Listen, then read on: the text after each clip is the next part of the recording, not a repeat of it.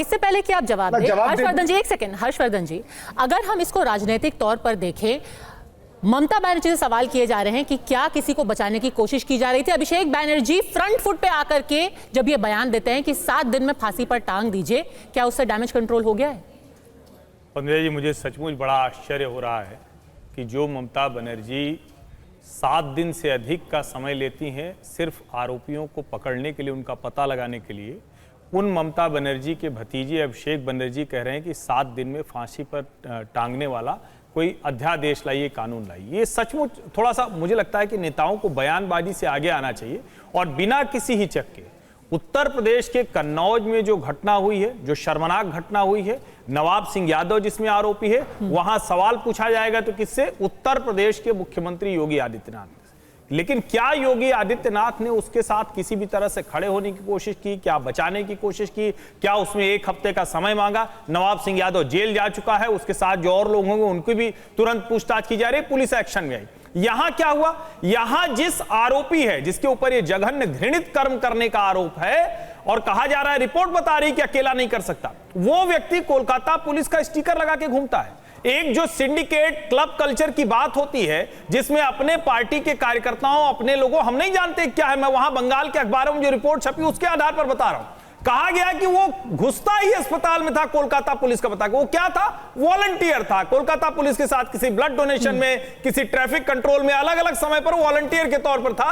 इधर वॉलंटियर के तौर पर कोई उसका काम नहीं था, फिर भी उसकी गाड़ी पर केपी लगा हुआ था। सवाल यहां यही है, क्या इस देश में सचमुच राजनीति वहां पहुंच गई है जहां अपना नेता, अपनी सरकार, उसके आधार पर हम दुष्कर्म और छेड़खानी और पॉक्सो जैसे मामले में बर्ताव करेंगे? यह शर्मनाक है। इसीलिए ज्यादा चिंता बढ़ जाती है, क्योंकि समाज तो ठीक क्या होगा, नेता बचाने के लिए बैठे हुए अपराधी को, नेता बलात्कारियों के पक्ष में खड़े हुए हैं। और जो सबसे खतरनाक बात है कि एक महिला नेत्री के राज में इस तरह की घटनाएं लगातार हुई। संदेश खाली एक बहुत बड़ा उदाहरण था, आज ये हुआ। इसमें सीधे तौर पर कोई नहीं दिखता तृणमूल कांग्रेस का, लेकिन वही साफ साफ दिखता है बचाने की कोशिश क्यों हो रही है, ये अग्निमित्रा पॉल के उस बात से समझा जा सकता है। पर हर्षवर्धन जी, जब तुलना होगी तो नवाब सिंह यादव के केस की नहीं होगी आरसी कर मेडिकल कॉलेज के केस के साथ, तुलना होगी मणिपुर की।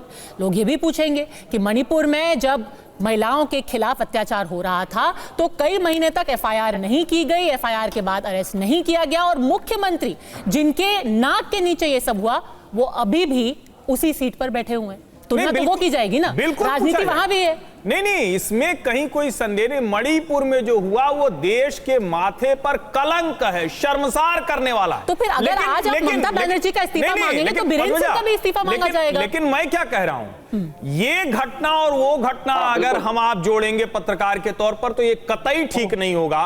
जो मणिपुर में हुआ वो शर्मनाक है, शर्मसार करने वाला है, काला धब्बा है। बीरेंद्र सिंह की जिम्मेदारी, और बीरेंद्र सिंह छोड़िए, भारत के गृह मंत्री, प्रधानमंत्री की जिम्मेदारी, उन्होंने खुद कहा काला धब्बा है। लेकिन वो जनजातीय संघर्ष है, दो लोगों, दो समुदायों के बीच में संघर्ष है, एक फैसले के बाद आया हुआ संघर्ष जिसमें लोग वाशी हो गए, अपने ही घर परिवार की महिलाओं पर टूट पड़े, और ये दूसरे तरह का एक मामला है। दोनों को जोड़ना ठीक नहीं। और मैं फिर कह रहा हूं, कहीं भी कोई दुष्कर्म हो सकता है, जवाबदेही तो उसी सरकार और उसके मुखिया की होगी। प्रतिक्रिया कैसी आती है ज्यादा चिंता देती है। रिचू दत्ता, इससे पहले कि हम इस राज्य और उस राज्य की बात करें, कुछ तथ्यों पे बात कर लेते हैं। डॉक्टर सुधांशु त्रिवेदी ने एक सवाल पूछा और वो सवाल आज कोर्ट में भी पूछा गया। बात अगर हम कर रहे हैं तो आरसी कर मेडिकल कॉलेज के प्रिंसिपल की बात कर रहे हैं। ऐसा क्यों है कि वो नैतिक जिम्मेदारी लेकर के एक अस्पताल से इस्तीफा देते हैं और कुछ ही घंटों में उनको दूसरे अस्पताल का प्रिंसिपल बना दिया जाता है? क्यों उनको इतनी ढील दी जा रही है? क्या उनको संरक्षण दिया जा रहा है? और अगर हां तो क्यों? यह सवाल तो आप ही से पूछा जाएगा। बिल्कुल, और पद्मजा जी, मैं जवाब सीधा दूंगा, पर कुछ जवाब देने के बाद दूंगा। सुधांशु जी को मैं व्यक्तिगत तौर पर सम्मान करता हूं, क्योंकि फिर शुरू हो जाएगी। आप ये बताइए ना, संदीप घोष को एक अस्पताल से हटा के दूसरे अस्पताल में कैसे रखा जा सकता है? मैं पूरा समय दूंगी, मैं जवाब मैं आपको गारंटी दे रही हूँ। संदीप घोष पर पहले जवाब। बस ठीक, बस हाँ, संदीप घोष को नैतिक तौर पे जब हटाया गया आरजी कर मेडिकल कॉलेज से और पूरे देश में जब आंदोलन शुरू हो गया है, उनके जगह पे डीन को प्रिंसिपल बनाया गया, एमएसबीपी को दूसरे जगह से लाया गया, तो हमारे नेशनल मेडिकल कॉलेज में भी एडमिनिस्ट्रेटिव हेड खाली हो गया है। आपको एक चीज समझना पड़ेगा, आज डॉक्टर्स ने जो पेन डाउन किया है उसके वजह से 2 पेशेंट, एक मालदा और मुर्शिदाबाद में एम्बुलेंस में पड़े पड़े मर गए वो 2 पेशेंट, क्योंकि कोई डॉक्टर नहीं है इलाज प्रिंसिपल की निगरानी में इतना जघन्य अपराध हो जाता है। आप कह रहे हैं कि आज हमने यहां से हटा दिया, हमने उधर बिठा दिया, क्यों?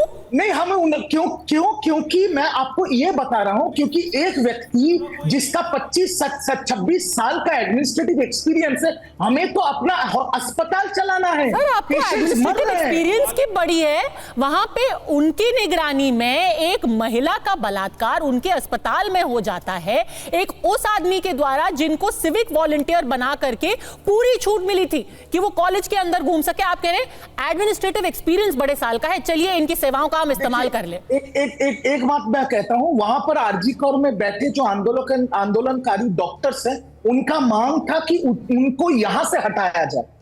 हमने संसद, प्रिंसिपल, एमएसडीपी और एसीपी तो उनकी मांग थी यहां से हटाया जाए, तो आपने कहा चलो यहां से हटा करके कहीं और बिठा देते हैं। इससे भद्दा बचाव अभी मुझे समय नहीं, मैं समझ नहीं पा रहा हूं कि ये रिजू दत्ता कह रहे हैं कि पश्चिम बंगाल में कोई और है ही नहीं जो उस जगह पे जा सकता, यानी एक व्यक्ति इनके पास नहीं है जो आपने जुबान दी थी। नहीं, मैं आपको बिल्कुल पूरा समय दूंगी, पर अभी इस मामले पर पूरा हम विश्लेषण कर लेते हैं। इसका जवाब तो दे दीजिए ना, एक व्यक्ति आपके पास नहीं है पश्चिम बंगाल में, एक व्यक्ति जिसके अस्पताल में इतना जघन्य काम हुआ, हत्याकांड हुआ, दुष्कर्म, उसको आप दूसरी जगह भेजते, कहते वहां जगह खाली थी। चलिए, ये कोई नॉर्मल वैकेंसी आप फिल कर रहे हैं? आपकी दलील क्या है?